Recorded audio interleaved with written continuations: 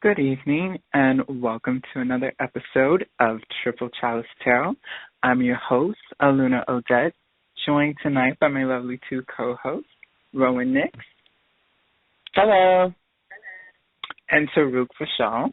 Good evening.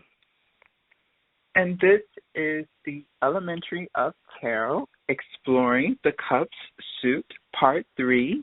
We have come together to create an audio library series of the tarot for anyone who is new to this art or seeking to be refreshed on the 78 cards of the tarot. We will go through each card one by one and through each suit exploring the inner worlds of tarot. So thank you for joining us for this magical course study. And as I said again, we are exploring the suit of chalices or cups. So now that we are at the end of our journey, we are starting off with the 10 of chalices.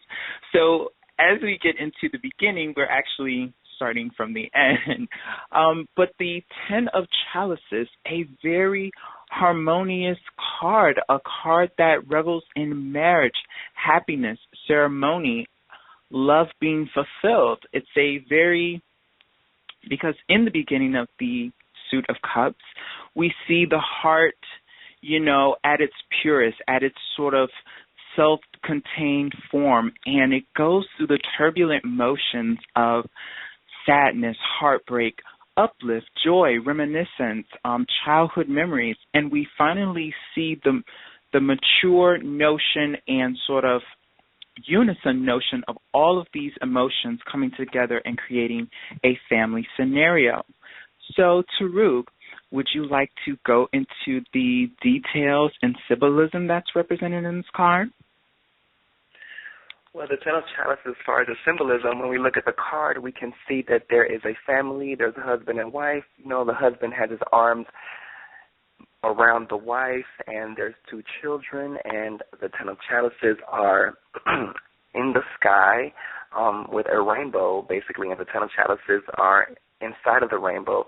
So this is a card about complete family harmony. This is about peace in the family. This is about relationships in the family being completely harmonious.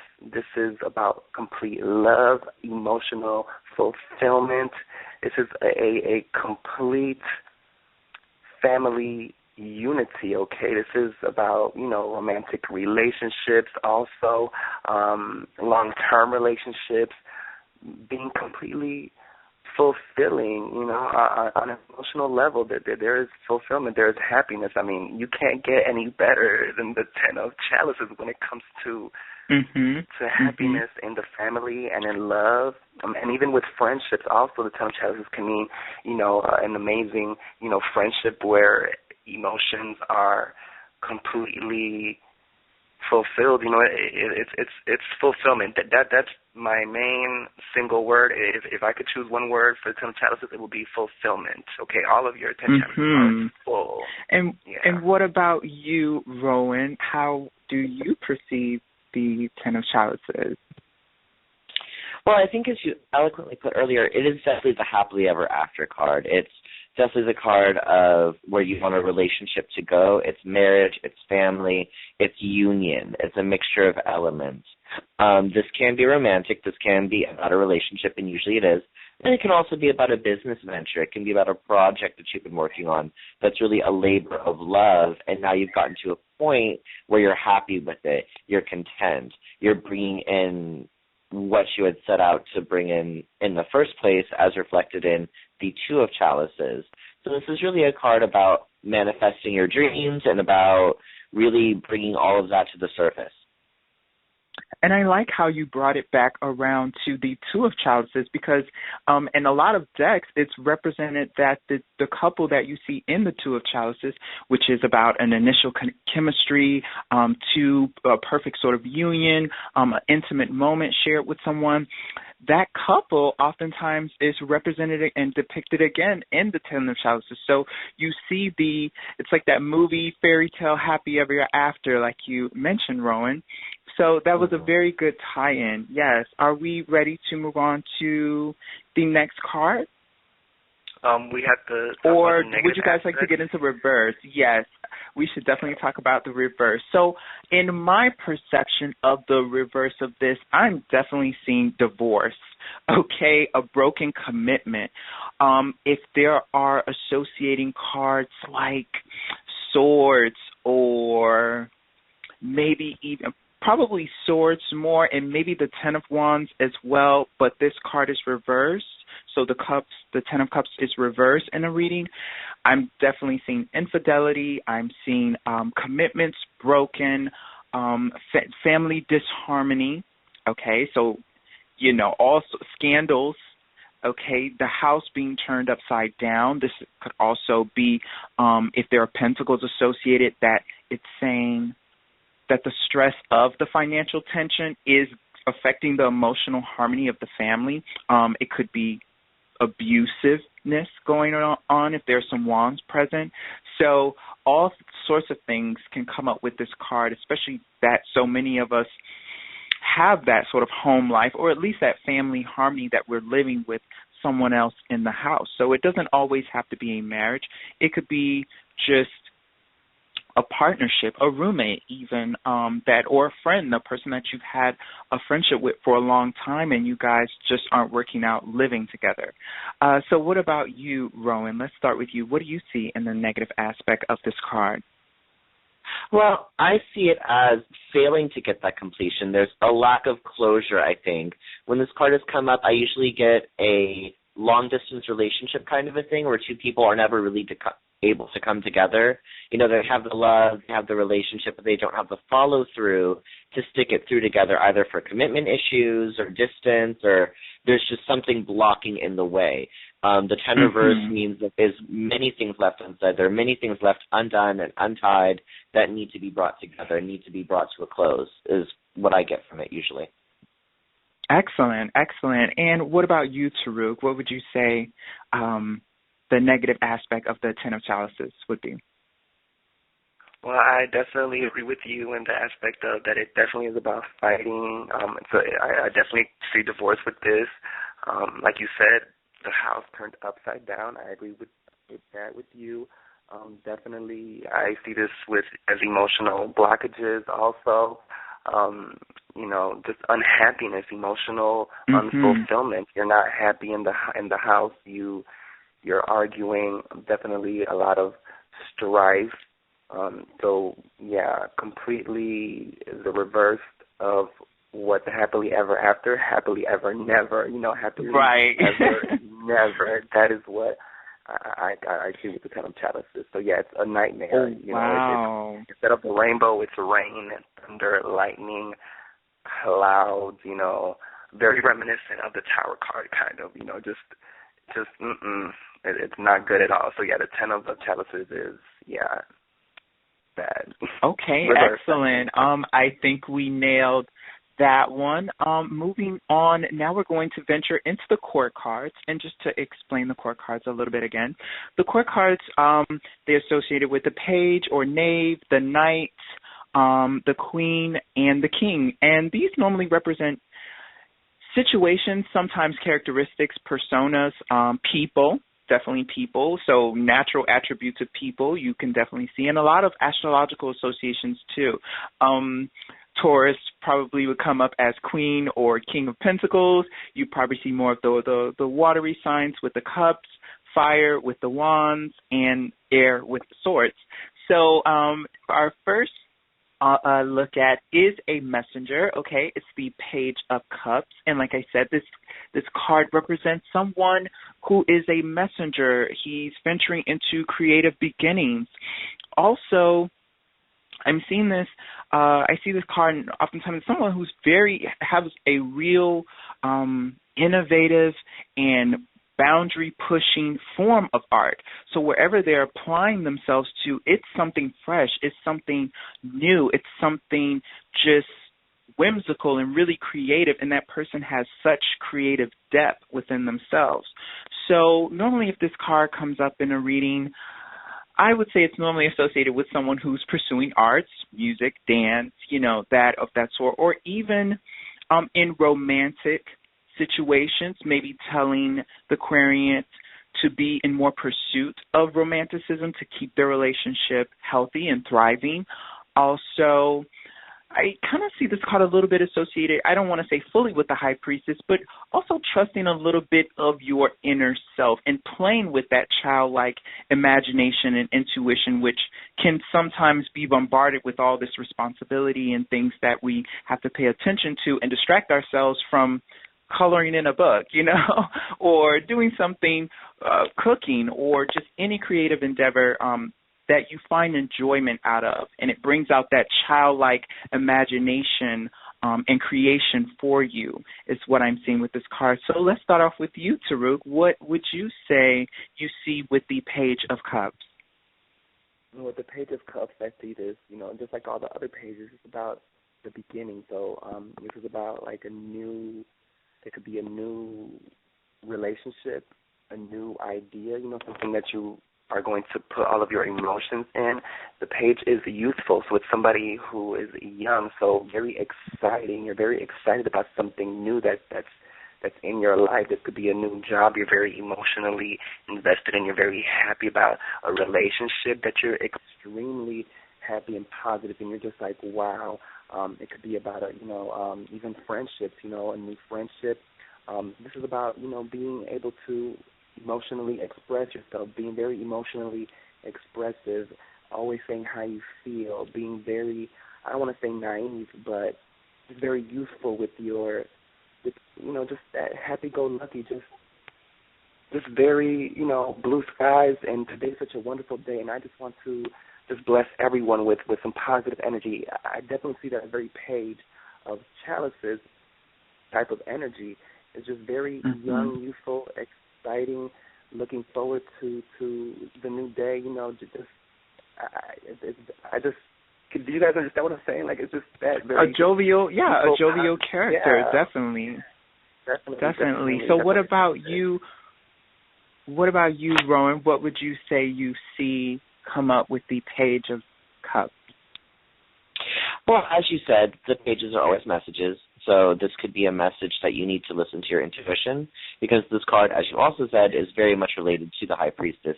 It is about listening to your intuition. It's about introspection. It's about looking within yourself for answers.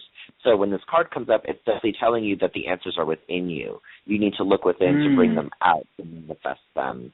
Generally speaking, this card can also connotate a person, and it could be a person with dark hair, light features, usually pale skin, blue eyes, black hair, black or brown hair, etc. And this is somebody who's very sensitive, somebody that's very in tune, maybe artistic. This is somebody who listens more than they speak, but when they speak, it's very on point. It's very in tune with what's going on around them. They're always very aware and very conscious. This is what I get from this card. Perfect. Okay, well, to venture into the reverse of this card, I'm seeing emotional immaturity and also a creative block. So a person who is more naive to responsibility, a person who could be quite often aloof and not really taking up responsibilities, or you ever had that person or you ever known that person that they've just been doing something and trying to make it big, whether it's in music or film or something, and it's kind of past their prime. Not that there ever is a prime, but it's just worn them out so much, and that childlike enthusiasm that they have for it, it just isn't getting them anywhere. It's what I'm sort of seeing. I'm also seeing a blockage of creative expression. So writer's block, painter's block, any sort of block that just you can't have an outpour.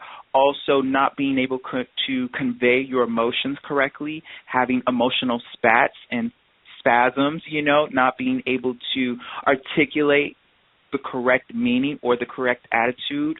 Also someone in a reverse, I would see this as someone who maybe doesn't have a concept grip on, I guess, societal norms or like polite behavior or courteous behavior, sort of cordial, I guess to say, behavior in public. Maybe they're a bit of a prankster, aloof. They're kind of like just all over the place, just really, really out there, which can be a good thing if there is that creative, just sort of artistic genius. Most times they are pretty far-fetched, but, you know, that is what I would say if this card came up in a reading about someone. What about you, Taruk? Let's start off with you.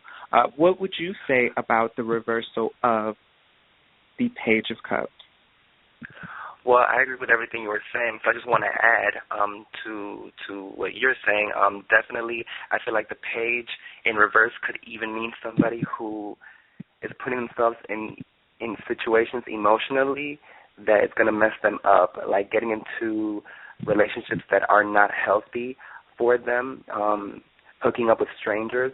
That's definitely a reverse Page of Cups. You know, getting into drugs. Not just kind of like a very not caring about where you're going to end up at the end of the night, just very throwaway with yourself, very emotionally immature, you know, and even you know, having like tantrums, you know, very childish, very like, well, I can't get my way, so you know, just very very immature. So a lot of immaturity, a lot of, you know, I see this kind of like an 18-year-old who just got a new car and they don't know like how to control themselves, so they're just like going everywhere and probably get drunk and get in a car accident, just very calamity-ish type. That's what I'm seeing with the reverse of the Page of Cups. Excellent. And what about you, Rowan? Anything you want to add to that? No, just to expand on what you both had said, it is definitely somebody that's out of control with their emotions, somebody that is not in tune with themselves, that doesn't listen to their own inner voice, and sort of lashes out in a very spoiled, bratty kind of a way. This is somebody, because it is a page, and page connotates somebody that's younger, this is somebody who's very immature, like teenage, adolescent, etc. So pretty much what you both said, nailed it perfectly. I think we can move on. Okay, perfect. So now we venture into the Knight of Cups, our charming, charming romancer here. Now, the Knight of Cups he stands for romance. So if you close your eyes for a second and visualize the most attractive person in the world and them holding your hand and caressing you in moonlight, that is the Knight of Cups. That is his element. That is his realm. It's a demeanor that I think a lot of charming people take on. Maybe not necessarily all with the right intentions in mind, but it is that very sort of imaginative, sort of whimsical, hopelessly romantic, very charming. This now, in a positive note, it could be if you're in a relationship, someone that you aspire to be or your partner aspires to be for you, that sort of romantic, constant, keeping the spice of the relationship and the flow of the relationship going, surprising you with dinner, surprising you with movie tickets, or bringing home roses, you know. Things as simple as that are the elements of the Knight of Chalices. Now, just because he's smooth, again, like I said, it doesn't mean his intentions are always pure, and there is a part of him that is in it for the score, I guess to say, because he is a knight, and knights are very vigilant. They're very out in the field, very out using their influences in the world to make change or influence the world with their change. So, you know, you might not be the only one he's wooing, okay, because he is that enigmatic sort of charmer. He's mysterious. To go off of Rowan, what Rowan would say, very handsome male I'm seeing in this energy. Very handsome male, but could be female as well. But very handsome male, tall, dark hair, you know, very light features, and just very sort of well-dressed as well, well-spoken, okay, so they are the charmer. But, yeah, I'm definitely seeing that with the Knight of Cups. Now, what about you, Rowan? How would you tell about our little charmer here? I would definitely say that he is very much the knight in shining armor. He would also be a very sensitive person, somebody who would have charities or causes that they believe in, a freedom fighter, you know, saving the animals, saving the children. These would all be things that they would be into. In the negative aspect, this is somebody that is cut off from their emotions. This is somebody that just does without thinking and doesn't have any sort of feedback with it. Or this could even be somebody that lashes out, somebody that is not in control of themselves, and then makes it everybody else's problem. Excellent. And what about you, Taruk? How would you describe the Knight of Chalices? As far as the reverse? Both aspects, if you want to tie it in.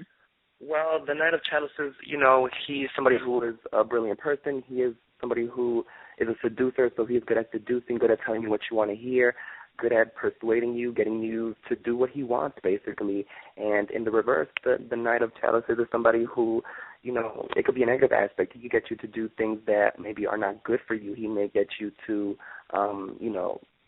give your last to him, just you have $5 left and he wants $6, and you'll give him that $5, and you probably rob somebody for $6 and give it to him because he's able to make you do it. So he's somebody who can basically run game on you and play you, okay? So this is definitely a player who probably has a bunch of women or men, depending on, what you like, and you're probably okay with it, Yeah, so he's able to basically just play you and do whatever he wants with you and throw you away, and you're still like, I want you, So, yeah, that's what I'm seeing with the King of Chalices.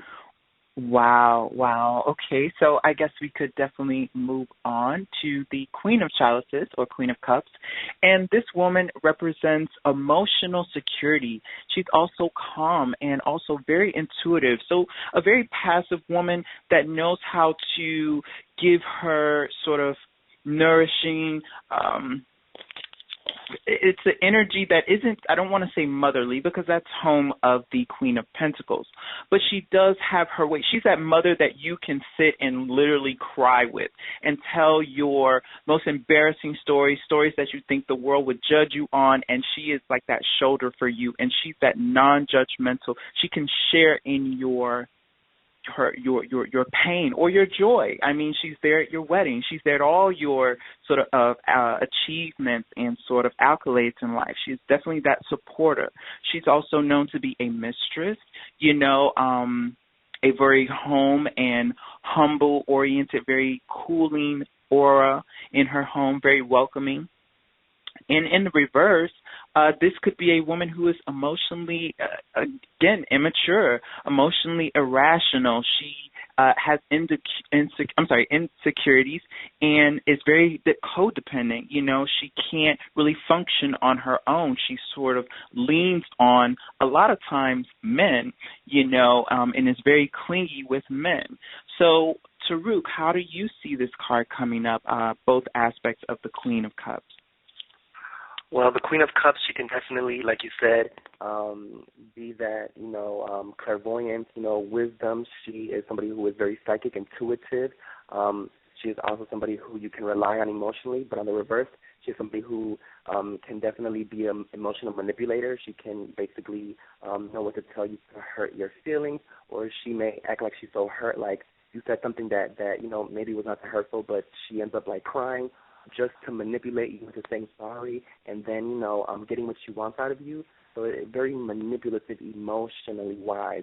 And a lot of mothers tend to be that way, emotionally wise, tend to manipulate you. And, they know how to get you to respond and be like, oh, I'm so sorry, but really. And guilt, right. Yeah, right. I definitely see that. Okay. So what about you, Rowan? How are you seeing this card, the Queen of Chalices?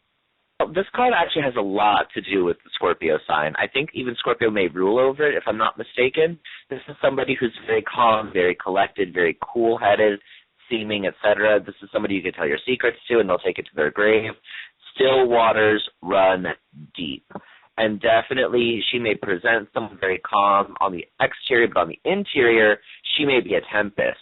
She may be wild and very vengeful or vindictive, and that may be her more negative aspects. So this is really about having that grace of duality within you and really about listening to your intuition. This card has a lot to do with the High Priestess, just as the Page did as well, because it is a more feminine water card. Excellent. So to move on to our final card, which is the King of Cups. Okay, this person is a father figure, the more supportive role in the father figure. He's kind of like that easygoing father figure that you can call if you kind of busted up the car or you broke something in the house. You could tell him first because he's probably going to be like, okay, maybe we can fix it before your mother finds out. This is a king who his domain is about keeping his family happy. So going back to the Ten of Cups, he's that male figure that's making sure things are working, things are provided, people are happy, the energy and the harmony is flowing and fluent throughout the house. And he will normally take the passive back seat to see that through. So he's not a domineering force. He's not a dominating male force.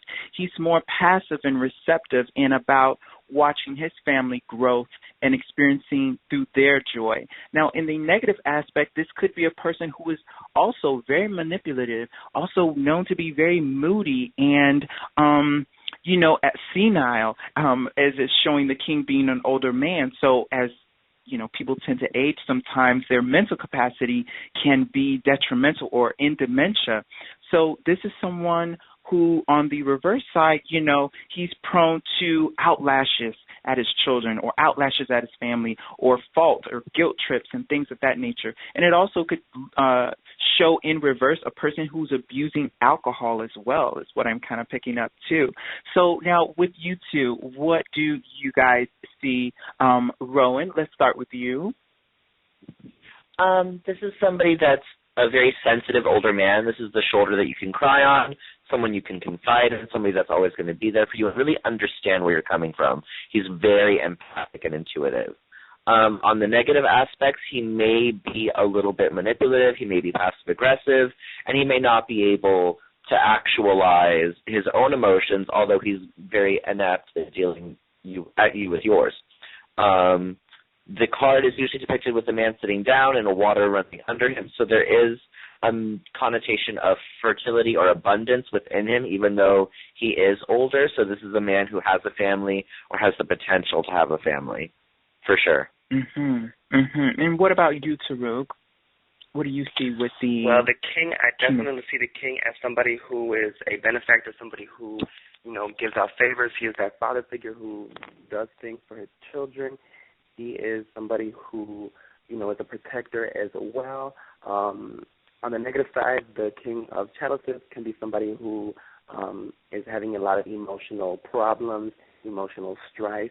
Maybe he is being emotionally manipulated by people. Maybe his wife is emotionally manipulating him. This can also have to deal with having a lot of emotional pain, maybe childhood issues that are being brought forth into adulthood, which can lead into drugs and alcoholism. So definitely a lot of emotional problems that men a lot of times do not know how to handle, or they don't know where to go for help. So, yeah, that's what I'm seeing as far as... Excellent. Well, finished just in the nick of time. If you're still listening to us, thank you so much for tuning into our show. We will be continuing next weekend now we're going into wands or swords. Somebody say something. I think we'll do sword, maybe wands. Let's do wands. It'll be easier. But we'll do the wands next week. We also have our midweek reading every Wednesday. It'll be done by one of us. I am your host, Aluna Odette, joined tonight by my lovely two co-hosts, Taruk Vashal and Rowan Nix. Good night. Have a good night.